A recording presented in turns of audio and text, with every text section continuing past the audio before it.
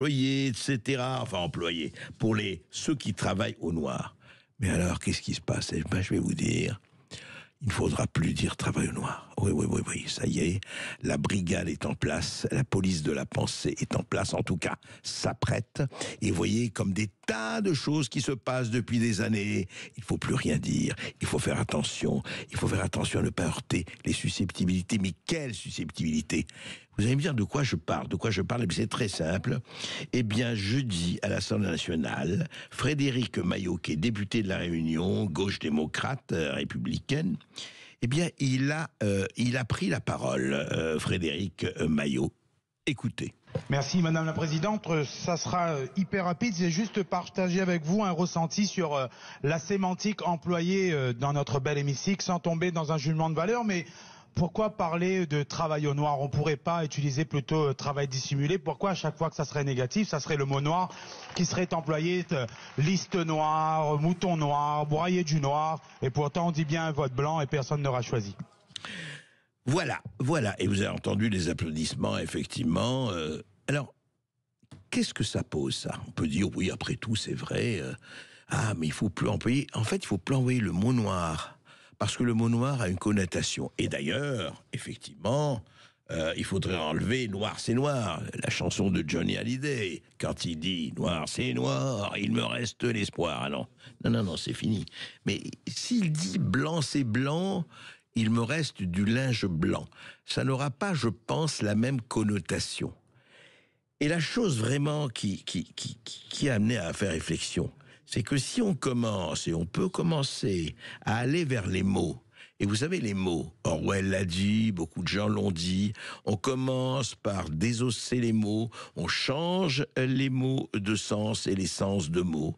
Pour faire quoi? Pour faire une bouillie, un gloubi-boulga qui ne sera compris par personne. Et là, on peut tout faire passer.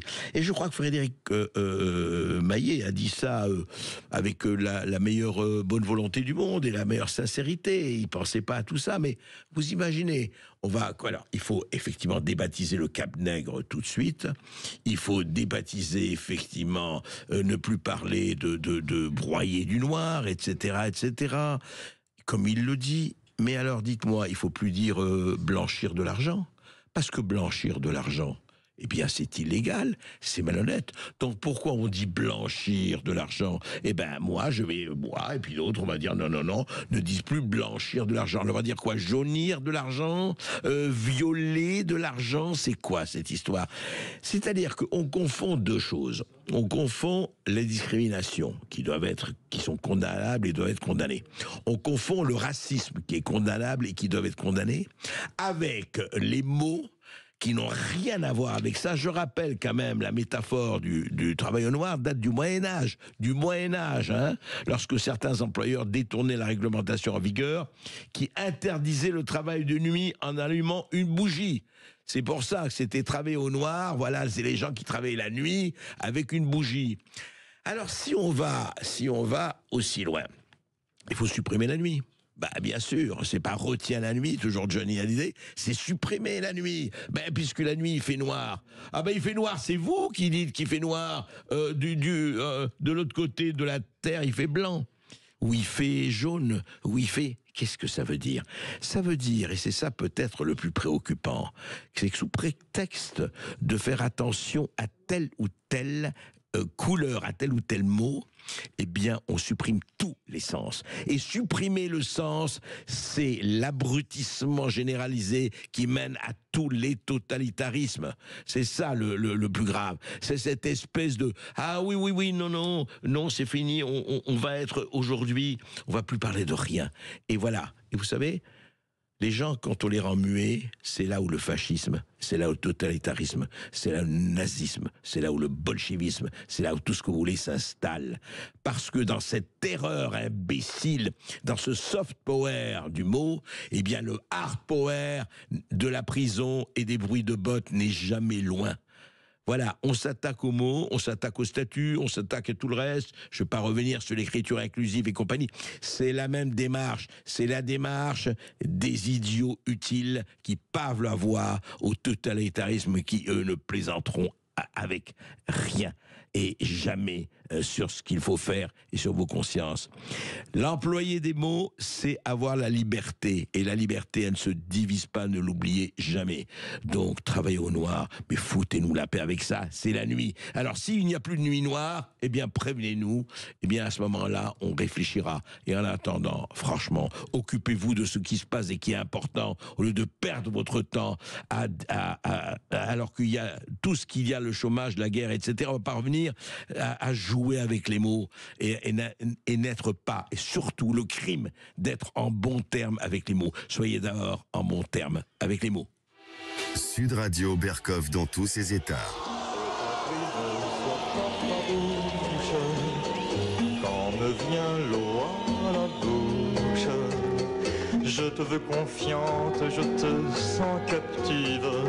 Je te veux docile, je te sens craintive.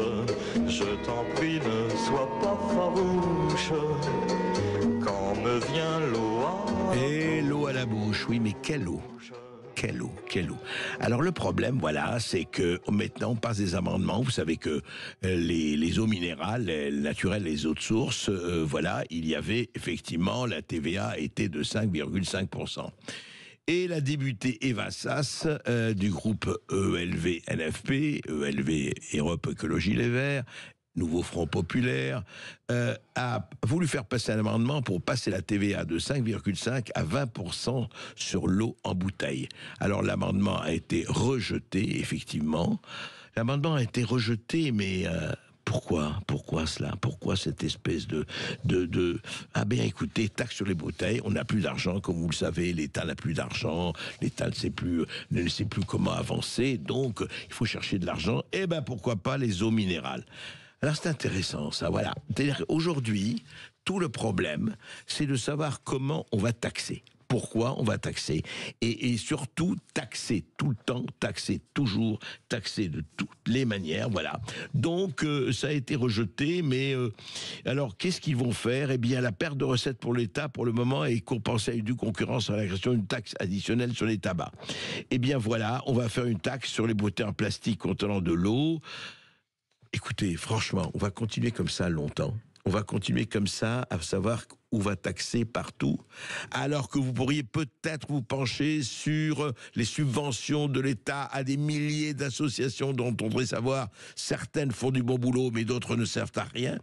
Et est-ce qu'on va aussi parler de l'aide au développement à la Chine et à l'Algérie, comme chacun sait, sont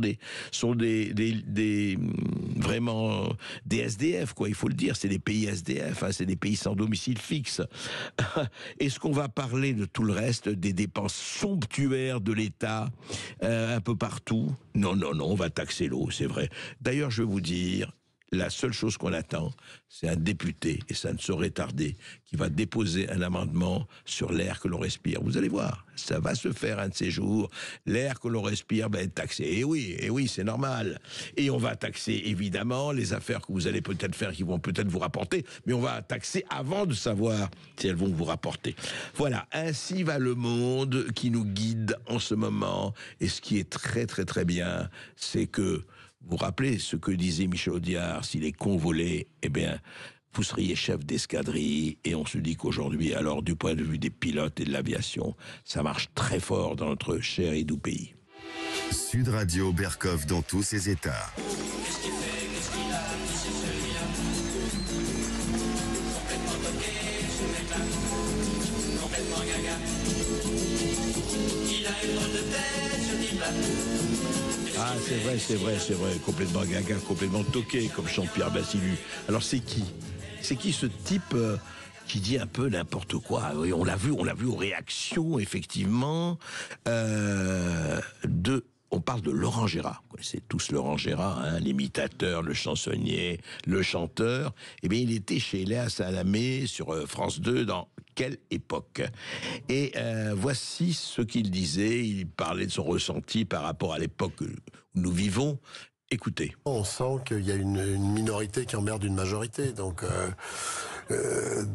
c'est vrai que moi... Ça, c'est le moment où vous fermez les oreilles. Non, je vais pas aller dans le sens du wokisme et du néo-féminisme et du véganisme et de tous des trucs en isme qui nous emmerdent. Bah, votre spectacle, globalement, c'est... Je suis libre, vous savez, la scène est le dernier espace de liberté. Est-ce que vous êtes un conservateur? Bah oui. Est-ce que c'est pas un truc... Je dis ça assez sérieusement. Est-ce que c'est pas un truc d'imitateur d'être assez conservateur? Thierry Leluron était plutôt conservateur. Non, mais je cite à la fin de D'Ormesson, je cite Tocqueville qui dit « Quand le passé n'éclaire plus l'avenir, l'esprit marche dans les ténèbres ». Ce qui est une très jolie phrase. Et là, ça applaudit pas du tout, parce que là, on a du très lourd, comme vous avez dit. Et voilà, il faut qu'ils applaudissent, mais ils applaudissent parce qu'on leur dit « applaudissez ». Et oui. Vous avez remarqué, voilà, dans l'atmosphère aujourd'hui, eh bien, que Laurent Gérard dise, ouais, ben, il y a une minorité qui emmerde une majorité, qui n'est pas wokiste, lui, Gérard, il n'est pas véganiste, il n'est pas néo-féministe, il n'est pas sur les trucs en isme. Eh ben, ça marche pas, hein. Ça marche pas, Laurent Gérard. Franchement, oui, ça marche dans les théâtres où on vient vous voir, mais les autres, ça ne marche pas. Dans les émissions où l'on pense bien, on ne dit pas des choses comme ça. Non, ça se fait pas. Moi, par exemple, aujourd'hui, je voudrais retrouver véritablement vous savez, quelques trolls qui me disent ça va pas, oui, Berkoff, c'est vous dites n'importe quoi et tout. Eh ben, je vais vous dire, voilà, je me repens. C'est ma faute, c'est ma très grande faute. Je suis woke, je suis vegan, je suis néo-féministe, je suis pour l'écriture inclusive, je suis pour tout ça, je suis pour LGBT, je suis pour tout ça, je vous assure, j'ai compris, je suis allé, hélas, 3 fois, hélas, miséricorde, pardonnez-moi, j'ai compris que l'avenir du monde était au transhumanisme. Effectivement, je suis d'ailleurs, et je me suis entouré d'ailleurs aujourd'hui, tous aujourd'hui, j'ai Marie qui en vérité est un arbre, est un platane, parce qu'elle elle se cache en tant que femme, mais en fait c'est un platane. J'ai avec moi Julien, il est réalisateur, mais non, en fait, c'est un fourmilier tamanoir, il a la puissance du fourmilier tamanoir, il y a tout le monde, Manu qui est journaliste, eh bien pas du tout. Vous savez ce que c'est, Manu? C'est une plante grimpante.